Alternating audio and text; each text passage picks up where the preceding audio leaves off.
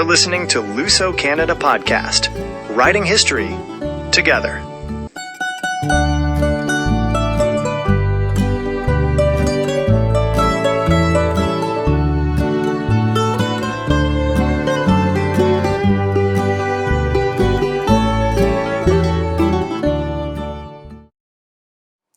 Bem-vindos ao LusoCanada podcast. Hoje tenho uma convidada especial connosco, junta-se a nós de Toronto, a Carmelina Cian, que nos vai falar um pouco sobre o seu pai, que é um dos pioneiros no Canadá, chegou em 1957, e um bocadinho também sobre a história da família. Muito obrigado, Carmelina, por ter aceito o convite. Muito obrigado por me convidar. Eu começava por lhe perguntar um bocadinho sobre a vida do seu pai em Portugal, como é que era a vida dele e o que é que o levou a pensar em vir para o Canadá. My family is all from Algarve for many generations. They were landowners, but small pieces of land, self-subsistence farming, you would call it. The land was not very fertile, so they grew mostly olive trees and almond trees and fig trees, alfarrobas. So by the time my father got married and I was born, there wasn't enough to feed another family. And that's when my father, like many others from Algarve, many Algarvios, started moving to the towns around Lisbon, you know, the cork factories like Montijo, had five or six cork factories, and that whole circle around Lisbon, Barreira, Moita, it was in those places that many of the people from Algarve, from Alentejo, from the north, from Minho, Trás-os-Montes, settled looking for work in the factories. Because like my father, these men had no education, what could they do? So they were used to working on the land. So they were able to work in the cork factories. So things were really bad. Economy was really bad in the 1950s. The factories were down to 3 days a week of work. Women didn't work. Most women didn't work. I mean, my mother never worked outside of the home. That wasn't a tradition, So so a poster was posted on the door of the municipal offices in Montijo that Canada was looking for laborers. And my father and two other men signed up. That was in 1955. It took a while for them to arrive in Canada because doctors had to check them. They had to make sure, Canada wanted to make sure that they had good men, honorable men, not troublemakers. So the whole process took a good year and a half for him to be able to come. And then the immigration sent him to Halifax to work in an egg farm. So it was an egg farm just outside of Halifax. My father didn't speak one word of English. I believe it was about 2 months, maybe 6 weeks, 2 months. He somehow ran into another Portuguese, another man from Algarve, who said to my father, hey, you don't make money working in an egg farm. You have to move to Montreal or Toronto because that's where the construction is. And that's where you make money. And so my father arrived in Toronto. The man told him, Toronto is better because they speak English. So it's better for your children. I have a brother, a younger brother. And Montreal, it's French. That's not so good for your children. Anyway, so my father arrived in Toronto in 1957.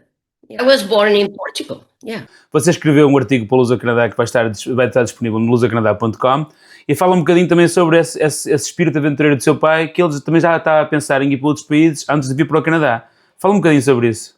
Sim, é verdade. Ele tinha assim era um tipo adventuroso. He was an adventurer. a little bit of an adventurer. So he wasn't resigned to the bad economy, even though we had our own home. It was a small home, but we had our own home. And with my mother not working, things were really tight, really, really tight. Grew his own vegetables, had the pig, had rabbits, had chickens. So we never went hungry. I don't know what that's like. There was always a good meal on the table. But he wanted a better life. So there was talk of going to Brazil. So there he, I don't know, he found out about this man that could get him to Brazil. He gave the man some money, borrowed from my grandfather. And the man promised Brazil, Brazil, Brazil, but somehow that never happened. And then it was Venezuela. And we have family in Venezuela. And, they did very well. They would come by every summer on the way to Algarve, driving a beautiful car. It looked really good. But somehow that didn't work out either. Meanwhile, while my father was talking to the man about Venezuela, that's when he saw the poster for Canada posted on the doors of the municipal offices. And, he wasn't afraid of work. My father is a hard worker. You could call him a workhorse. He loved work. He thrived with work. He was used to a hard working day. So construction was not. It wasn't hard for him. He just went into it sort of naturally. Yeah. E você com 13 anos já já percebia um bocadinho como é que a vida era e emocionalmente também, obviamente, que sofreu um bocadinho. Você e a sua mãe, eu não sei se tinha irmãos nessa altura. Fala um bocadinho desse lado emocional de ter perdido o pai com essa idade. Perdido não, mas pronto, temporariamente, ter o pai ausente. Não posso dizer que sofri, não, eu não vou usar essa palavra, não. No, I didn't suffer. Yeah, of course I missed them, but there was this promise of Canada. And in my mind, Canada was, the land of Elvis Presley. We didn't decipher between the United States and Canada. It was all America. And the notion that someday I'm going to leave this little town and come to America, took the sadness away for sure. Yeah, my mother a little more for sure. I mean, she missed them.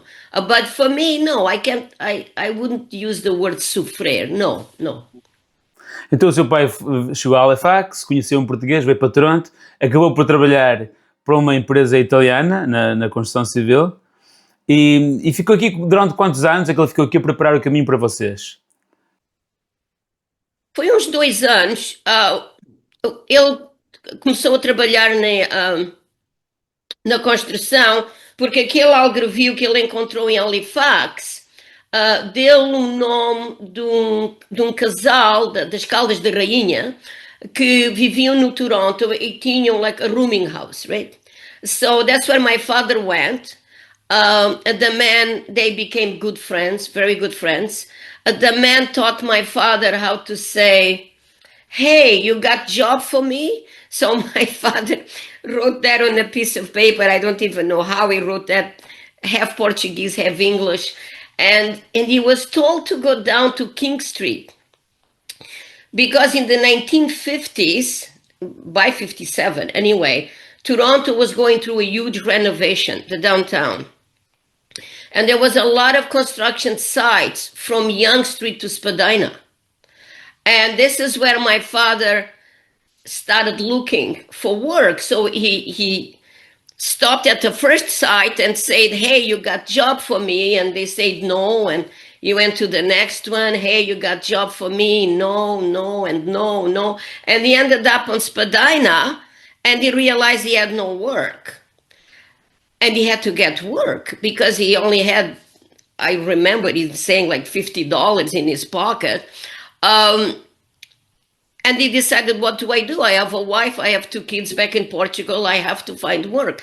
And remember that in those days, social welfare was not part of the Portuguese psyche because we never had that in Portugal. So he wouldn't think, oh, I'll go on welfare or I'll get. No, he knew he had to find work. So he then decided to walk back to the first place and started again. And he said, hey, you got job for me. And the foreman was an Italian.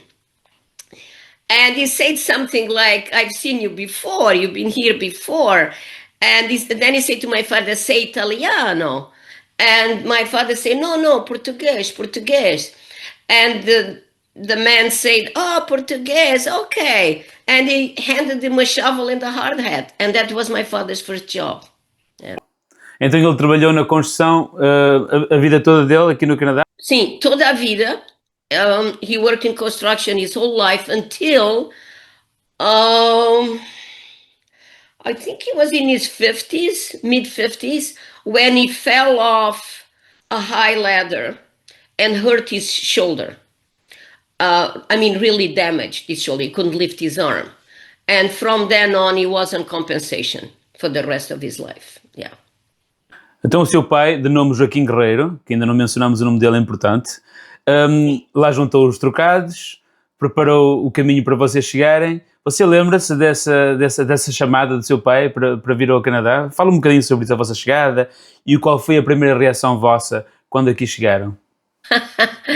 É interessante que me pergunte isso, porque eu estou agora a escrever uma coleção de histórias e o editor asked me to write my first impression of Toronto.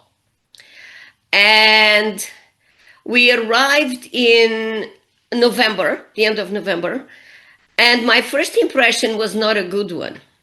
I thought I had arrived in some dark hole of the world. I couldn't, I had left a country where the sun shines every day pretty well, and it's warm enough that you wear a sweater, and the cold, the darkness, people walking on the street without looking in the eye, without saying hello.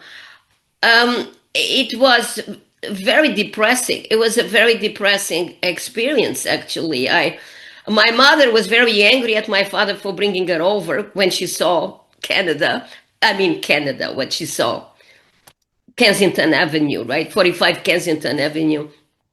The flat was a rented flat. The furniture was all old. It was not a good experience at first. No, it wasn't. But, slowly then spring came. I went to school, the teachers, I went to Ryerson Public School, the Ryerson Public School at Dundas and Bathurst. The teacher was lovely. Actually, there were three of us then, another Portuguese boy and a girl from Hungary, that we had a special teacher coming every day, every morning to teach us English. And the teacher, Mrs. Govier was her name, showed us a photo album, the ones with the little corners. She said, this is for the one student that learned to speak English the fastest.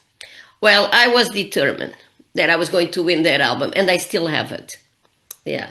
So then my attitude, then my father took us to Simpson's, the store, and I saw all that merchandise and people well-dressed and, what saved us, though, I have to tell you this, what saved those first 3-4 months of that dark, cold winter were two places. One was the Portuguese bar, the Sousa bar. I think it was known as the Sousa bar, on Nassau and Bellevue. And that's where all the Portuguese men, which just a handful then, used to congregate and talk about home and, saudades of home, and they would drink wine and talk, and that really, and my father took us a few times, and that really saved that tristeza. And then there was the Portuguese club the First Portuguese Club, I think it was called that, was on Augusta, above a store, kind of in front of Baldwin, sort of facing Baldwin. And there we had dances, and we felt like we're back in Portugal. There was a little band of 4 or 5 men playing, and we danced all night. And you were with people that, well, were familiar, were your compatriots, right? And that bar in those days had no liquor license. But somehow everybody brought a little Mickey of whiskey in their pocket, and everybody drank a little whiskey, and that was good. That was fun. Yeah, that was. I think it saved depression. Having to say that, my father was very happy. My father couldn't believe the money that he was making for the same hours of work that he had in Portugal.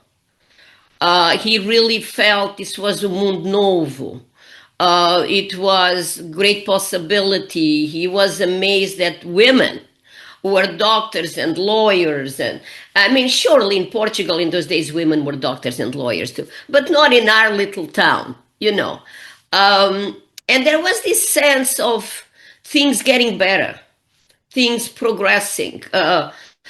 Nothing was there to stop you if you were hardworking and you were a little ambitious.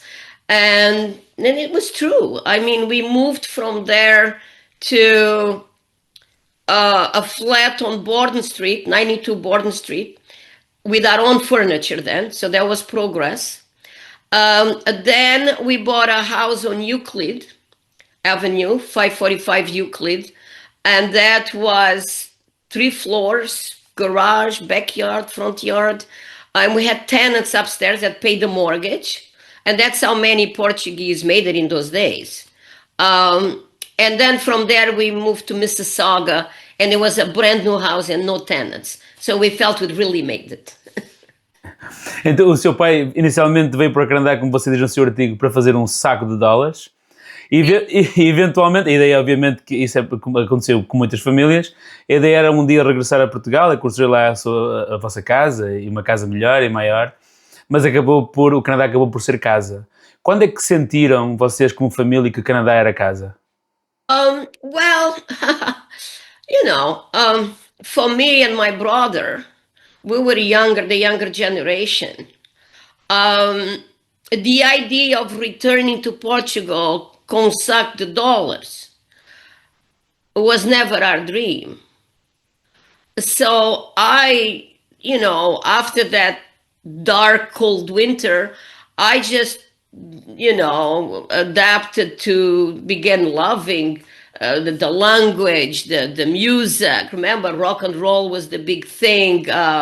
Coming home from school and watching American Bandstand.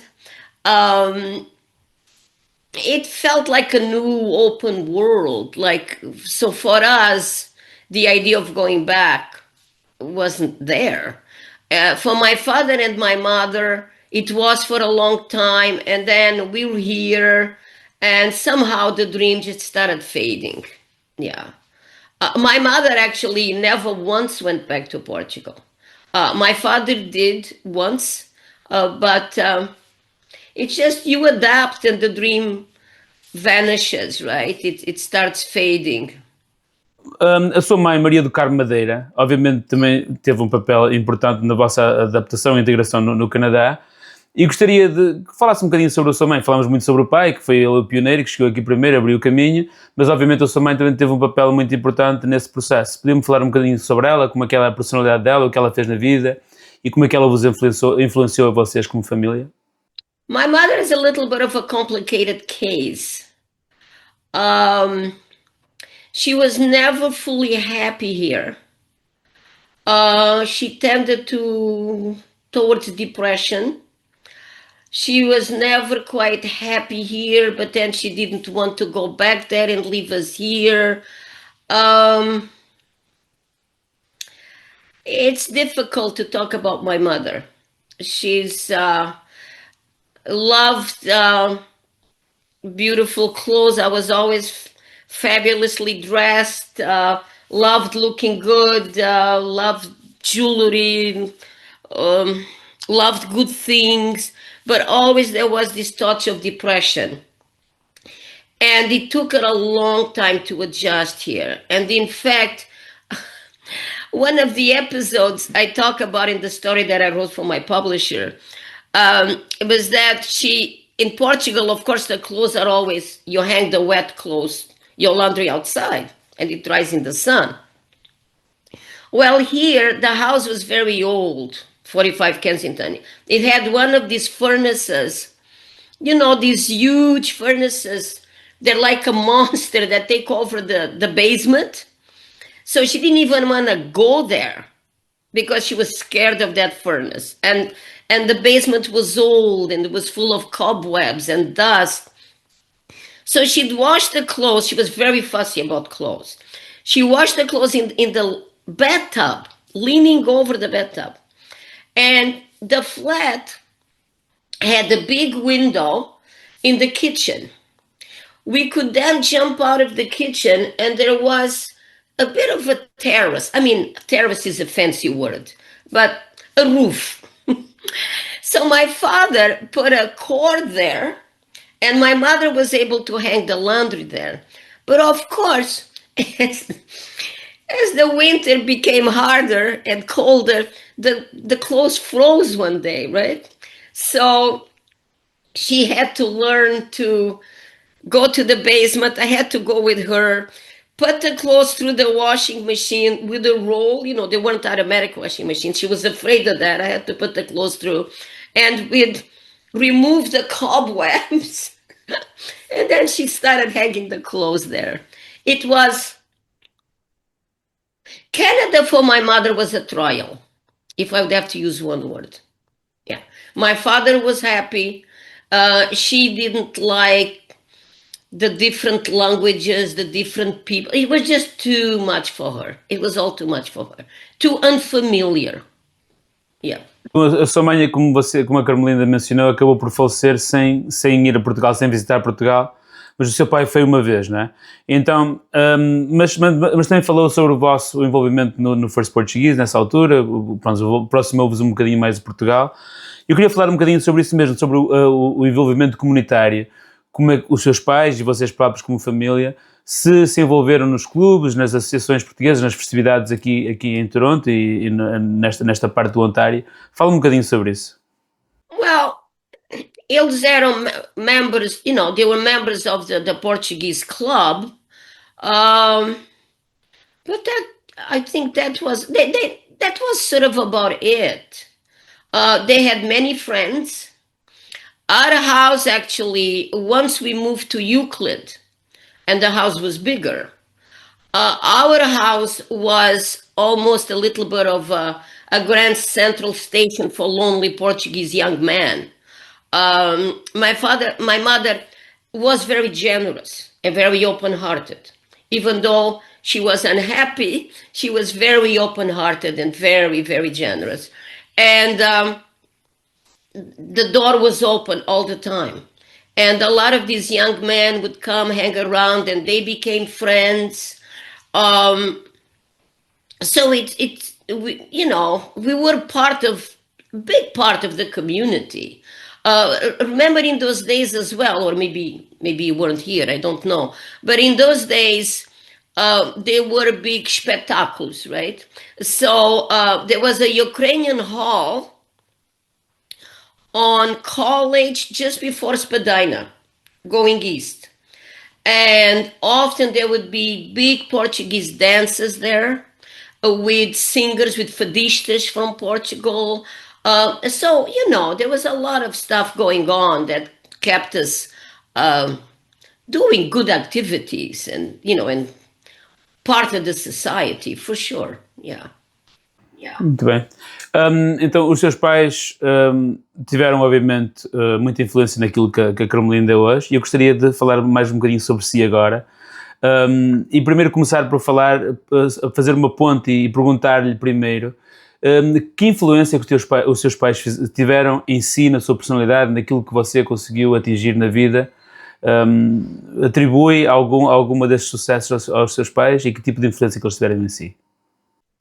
Devo muito aos meus pais. A minha mãe tomou conta de mim, deu-me comida, vestiu-me, deu-me uma grande confiança. She used to tell me all the time, this is not true, but she used to tell me all the time that I was the best looking kid in Afonsoeiro, the small town where we lived, that I was the smartest. So I had a lot of very positive feedback from my parents. And my father, that kind of adventurous spirit that brought him to Canada, I inherited that from him. So I never saw boundaries. I always pushed for what I sort of wanted and felt that I had an opportunity at trying. So in Portugal, in those days, you had the quarter class, so 4 years of public school. And after that, it was all private. And of course, my parents did not have the money to send me to the collegio, right? But my curiosity, my desire for learning was always there.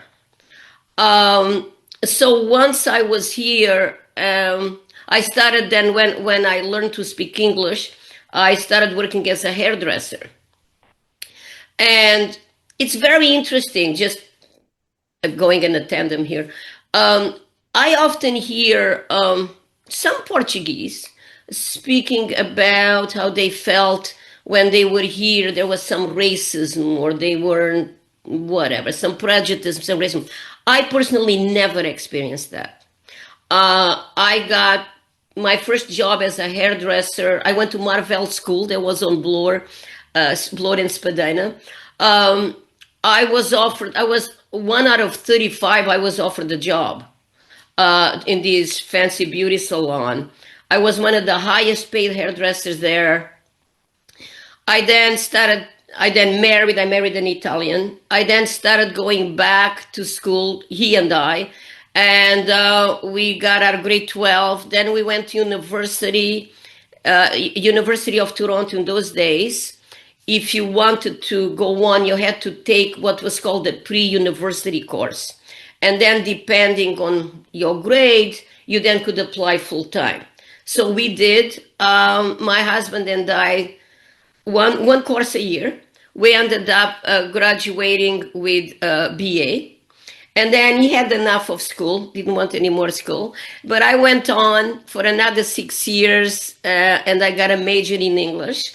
And then I thought I'd apply for a master's in English and I got in. So I ended up one course a year, 5 years. I ended up with a master's in English.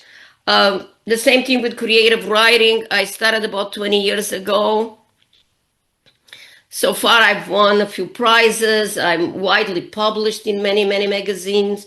I published a book, 2022, called Yellow Watch, The Journey of a Portuguese Woman. And I am now writing a second book.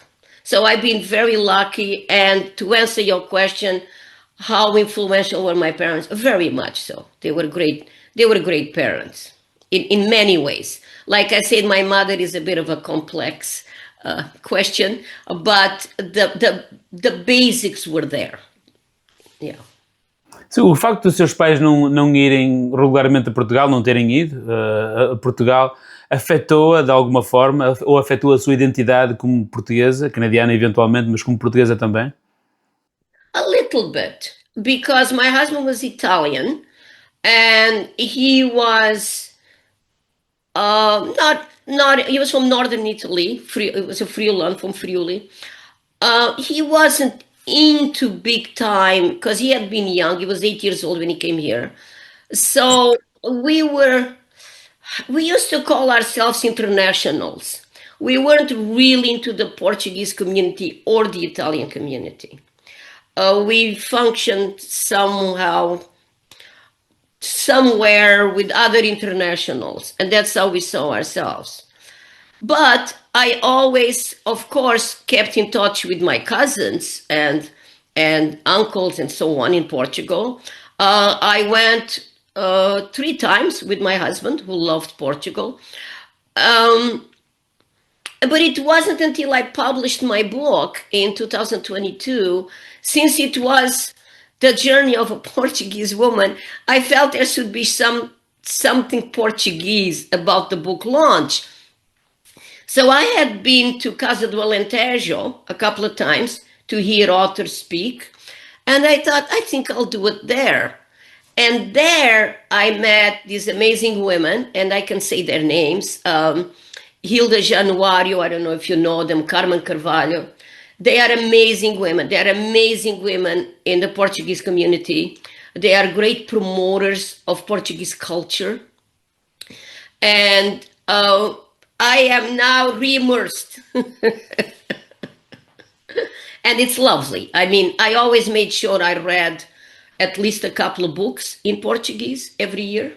To make sure, because language starts disappearing a little bit if you don't use it. But my sons don't speak Portuguese or Italian. No, we were a bit lazy there. O seu novo projeto demonstra um bocadinho disso, dessa sua identidade portuguesa, esse orgulho que você tem e da história também, de que você construiu aqui no Canadá, como portuguesa e canadiana também. E não sei se quer levantar assim um bocadinho o véu sobre este projeto, sobre aquilo que vai lançar brevemente. Está a trabalhar num livro, falou sobre isso. Quer falar um bocadinho sobre isso, sobre esse projeto? Eu primeiro tinha assim umas 4 ou 5 histórias that the setting was in Portugal. And I had 4 others that the setting was Canada. 2 with characters that were Italian, or are Italian, and 2 other Canadian. And then the editor, who's English, John Metcalf, sort of fell in love with the Portuguese stuff. And he said, I want you to write more Portuguese stories. So I said to him, but I already wrote a book, about sort of Portuguese life during Salazar, which wasn't easy. He said, no, I want more. So that's what I've been doing. And it hasn't been easy, but it's supposed to come out sometime this year. I don't know exactly. I don't have a date yet. But it's fascinating. I mean, often authors are asked what inspires them. And for me, I would say memory. So a memory of a certain episode, a certain person, a feeling, that then you build a story around that. And even though when I think of life in Portugal as I grew up, in Afonso I'm talking about, there was a lot of hard stuff there because the economy was so bad politically. Men disappeared in the night, never to be heard of again. But there was a lot of good stuff too. So the people learned to ignore politics. I don't think anybody watched the news because the news was all propaganda. And you just made your own fun. And the great thing about life then, and I don't regret any of my experience as a child at all, was that you trusted people. We weren't afraid to walk outside in the dark, to walk alone. Nobody was going to hurt you. There was a trust in humanity that unfortunately today in a big city like Toronto, we lost. The door was never locked, even at night. It just, people sort of protected each other. Yes, gossip was bad. Gossip was terrible. I don't know, a woman could be cheating with a man at 2:00 in the morning, and by 8:00 in the morning, everybody knew. I don't know how it was, but there was a lot of good things too. There was a lot of good things. There was a lot of respect between the people and help. And just quickly, I'll tell you, for instance, in those days, when a woman gave birth, you weren't supposed to do anything for a month. And the neighbors, without being asked, would go and help and do everything. I mean, things like that mean a lot. And they're great memories for me. Yeah. Nesta nossa conversa, ficou algo por dizer para si? Algo mais que quer acrescentar? Agora que estou a voltar mais Portuguese community and culture, and by the way, I took my sons there. I took my sons to Portugal in 2023. They had never been there. I'm very proud to be Portuguese. Our history, yes, it's tainted a little bit, of course, with slavery and, Salazar's dictatorship. But even that, the fact that Portugal was able to throw off that horrible dictatorship with the death of, I believe, was 13 or 14 people. When the army went against the government and put carnations in their guns, it's a beautiful story. So for a little country, we have a lot to be proud of. Muito obrigado, Carmelinda, pelo seu tempo e por nos ter contado a história do seu pai, que é um dos pioneiros, Joaquim Guerreiro, da sua mãe também, a Maria do Carmo Madeira, e da sua família. Foi um prazer tê-la connosco e que certamente teremos mais colaboração sua também em LusoCanada.com. Muito obrigado. Obrigado por mim. E assim terminou mais um episódio do LusoCanada Podcast. Visite LusoCanada.com para aceder a todos os links relacionados com o podcast, incluindo áudio e vídeo. Até ao próximo episódio.